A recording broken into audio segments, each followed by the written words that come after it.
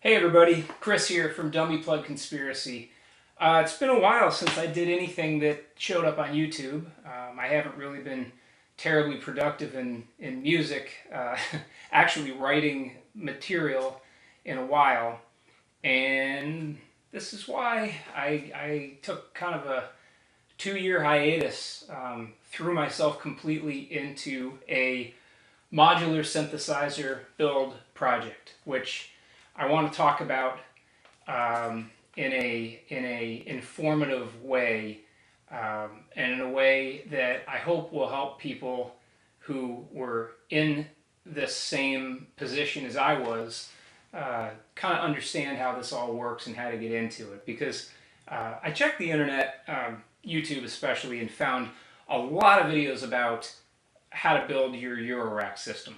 Well, that doesn't tell you that much, because most of those guys are just telling you what to go buy and stick in a chassis that you also buy, and it's really just like filling your shopping cart for you, which to me doesn't serve any purpose at all. If I was just going to go buy a bunch of stuff, I don't really feel like I need a YouTube video for that. This was different, and it's so hard to know where to start with this story. It's so hard to know where to, what things to skip. and I want this to be constructive, so I'm not going to do a bunch of time-lapse videos of me soldering together modules. I think there's plenty of stuff on the internet if you want to see that. I'm not going to go into crazy detail about different manufacturers. Just no point. There's plenty of people that do that. I mean, check out Look Mom No Computer or somebody like that. I think those guys all do a terrific job. You don't need me to reiterate that. What I want to do here is tell you from the ground up, a guy whose story starts when he's a child, getting into this, and how I got to this point. And I want to do it in such a way where I'm not making these videos 2 hours long and wasting a lot of your time on stuff that's not going to help you. I really want to show you some of the pitfalls and preparation points and things that I didn't know going into it. And I still haven't really found anybody on YouTube that's touched on these things. So this will probably be multiple videos, but I'm going to try and keep them reasonably short. But I want to start from the beginning. The beginning for me was when I was a child. And I had access to, 45 records and old tapes and things like that. And I'd heard some interesting things that I knew were synthesizers, and I didn't know that much about synthesizers because, you don't when you're a child, of course. And then I finally saw pictures and, maybe on TV or something of people actually using those things. I want to say that there was a segment on 321 Contact, that old PBS show.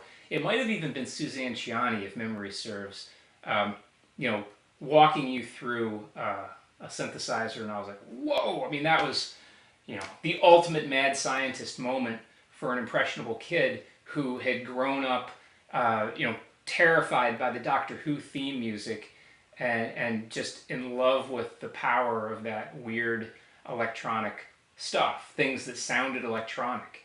Didn't even really have to be music, just things that sounded electronic were interesting to me. Brushing my finger on the underside of a record player needle, was interesting.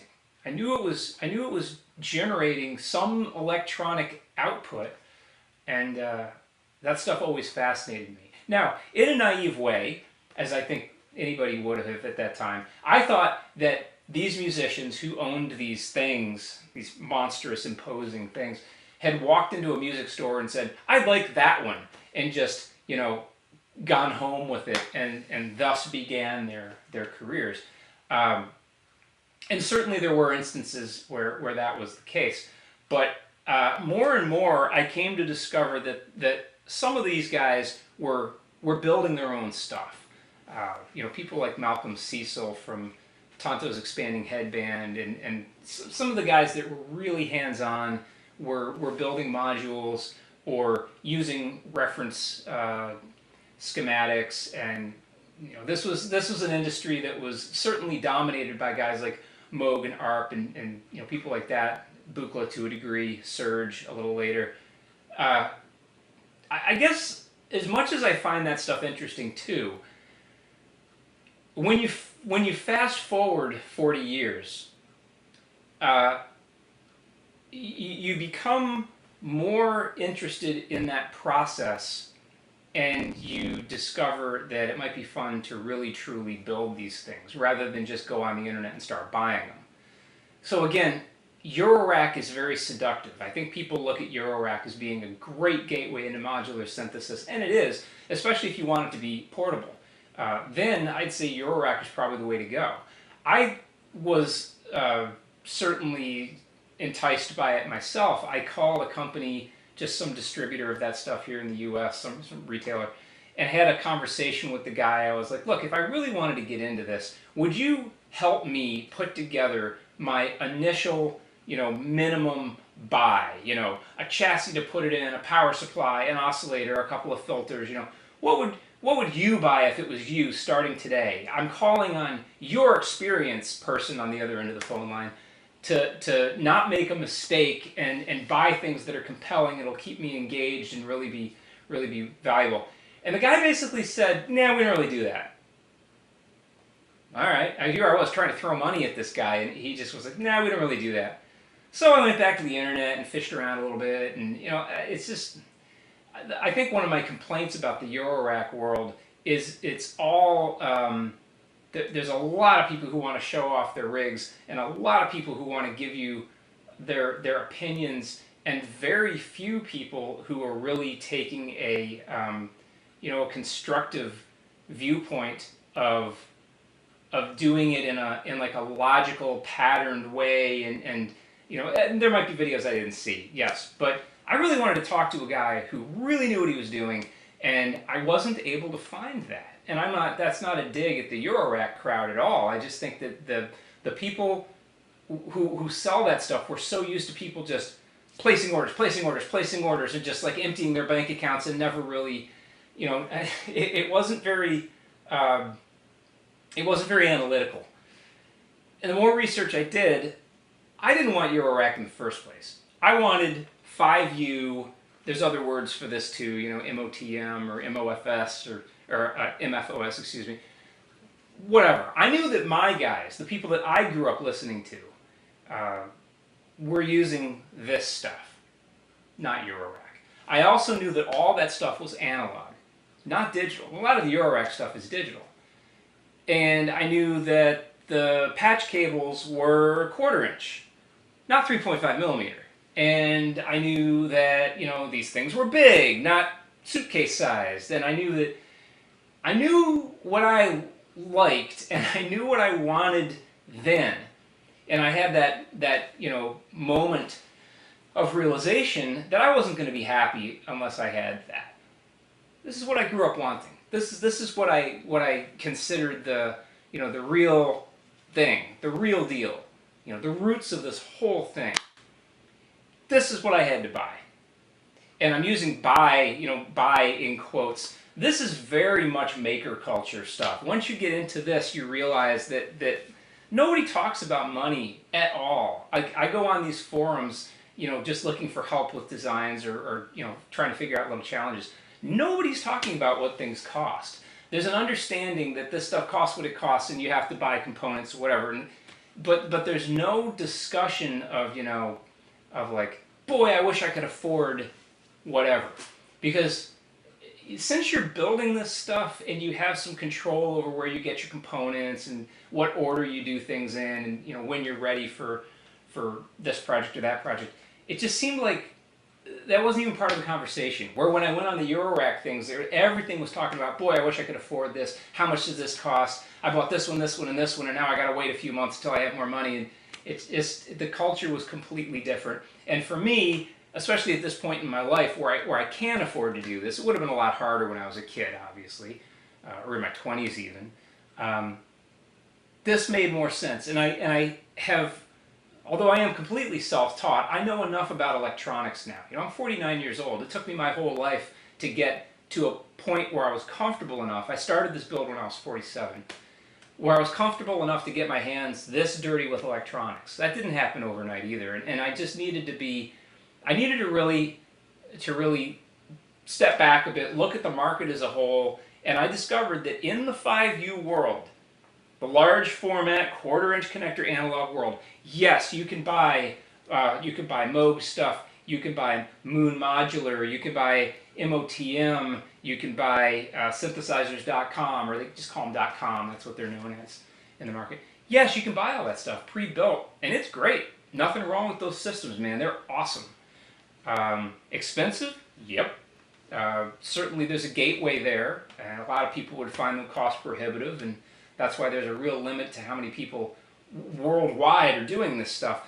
But I found that these modules I could typically build for 60 bucks, 70 bucks, maybe more for the bigger ones, but that right off the bat meant I could make more mistakes. I could afford to make more mistakes. I could afford to build bigger. I could do this at my own pace, because it was something permissive about doing it slowly, and when you were doing everything yourself. Where I felt like with Eurorack, I was just going to be, buy, trying to, just like everybody else was doing. And that wasn't me. That wasn't right for my lifestyle at that time. I'm so busy. I don't get to work on this every day by far. And this more and more became obviously what I had to do. Even though I knew it was a huge commitment in certain ways, I knew that this was the only way I was going to be happy. It was the only thing that was going to make sense to me. And look, when I was a kid, I had an art teacher who told me about the radio show Hearts of Space.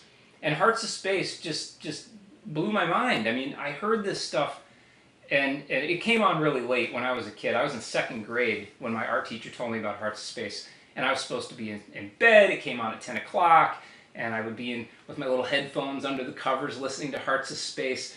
And that experience of wanting to kind of, drive that particular spaceship, well, I don't think that gratification would have been possible with the Eurorack system, or even with a Surge system or some of these other ones where you're just kind of buying the stuff and sticking it in a rack. I really needed to do this soup to nuts. I needed to be involved all the way down to the component level. The only thing I don't do here is I don't etch my own PCBs. I looked at that and I thought it was an interesting idea, and I certainly could have done it. There's processes with UV and chemicals and stuff, and it would have been challenging because I can't really dispose of the chemicals properly in my neighborhood, and you can't just dump them down a sewer or something. That's not cool. And it seemed like that was the one level where I wasn't gonna be able to go completely maker style. And I also looked at the idea of using Vero board, perf board. You'll see that, like, again, Look Mum No Computer, he does a lot of his stuff that way. Great. For me, I don't think that was right. Those take up quite a bit of space. You have to make everything a little bit deeper to accommodate them. And again, if you're really, really good at that stuff, you're not going to have any of these problems. Obviously, I'm mentioning people here who have a lot more technical expertise than I do. But for me, the idea of buying the PCBs and pre-done, and then getting all the components and stuff myself. I mean, every knob here I went and sourced myself. You can see that all these panels I designed myself. Everything you see was painted by me. Some of these panels were even cut by me, or at least designed by me and cut at my metal shop up in New York, that luckily I have at work. Again, I built my own cabinets, every cable, the power supplies, the whole thing, and that to me made this very, very personal. And that was the other thing I didn't feel like I was going to get if I did those other systems. This, to me, is now a family heirloom. This is something that, I'm probably kidding myself. I'm sure this will be out at the curb the second I die, but, I'd like to think that this might last a couple generations. And as anybody would know who's kind of dealt with things like art or handicrafts or whatever, stuff that's built by hand tends to last. It's the stuff that tends to stick around. Everything else that goes in that dumpster, you know, was just stuff somebody bought at the store. This is different. This is different. Truly different. And I like to think that this is sort of folk art in a weird way.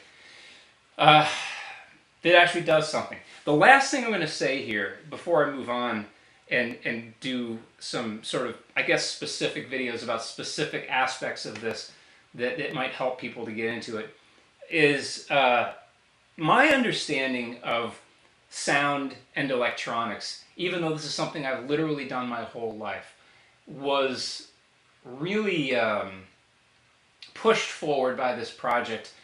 And I'll leave you with this. This thing doesn't know that it's a synthesizer. Everything that happens in here is voltage.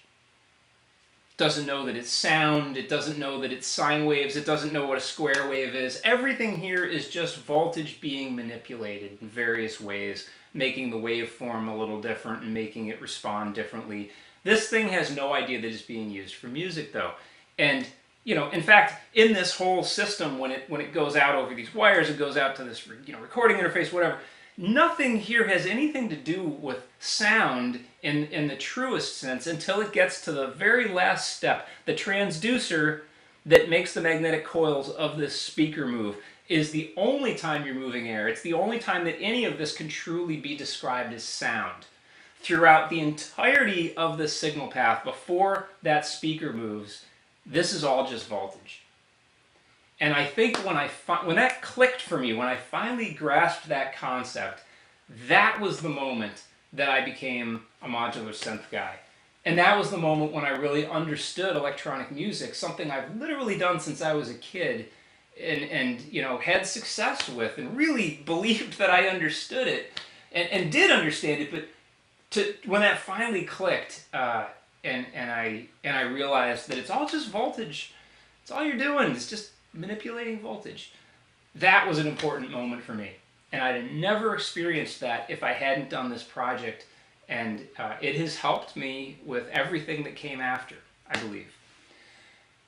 I know there's a million things I'm missing here. This is just an intro to the rest of the videos that I'm going to do. And hopefully they'll be interesting to you. I'm trying to help. And by the way, if you are into Eurorack, this is not the video for you. I'm not going to even talk about Eurorack. I'm certainly not going to beat on Eurorack, even though I kind of did a little here, which I don't mean to. But this is going to be useless to you. People who are looking at building their own stuff, people who are specifically interested in 5U large format analog synthesis, the way nature intended in quotes, that's who I'm talking to here. And people who are getting into it for the first time. I do not claim to be an expert, far, far from it. I've learned a lot in the last 2 years working on this thing, but you know, please, this is my COA moment. I don't know what I'm doing any more than you know, than I had to get this far, and I haven't electrocuted myself yet. So, you know, good for me, I guess. Next video, I think, will be about power supplies, and then I guess we'll go into cabinets from there. Then we'll talk about modules a little bit, and we're going to talk about, probably the next video will be about your workbench, because there are some things that, you know, putting these in order was very difficult, but there's some stuff you just got to have before you get started. And you know, like I said, I wish somebody had told me that I needed this stuff before I got started, because I ended up buying it piecemeal as I went, and it would have really been nice to have it all from the get-go. If you're making this commitment, just commit. Just commit. If you're going to do this, just commit. Buy what you need. Do it right the first time if possible. Trying to help. All right, let's go.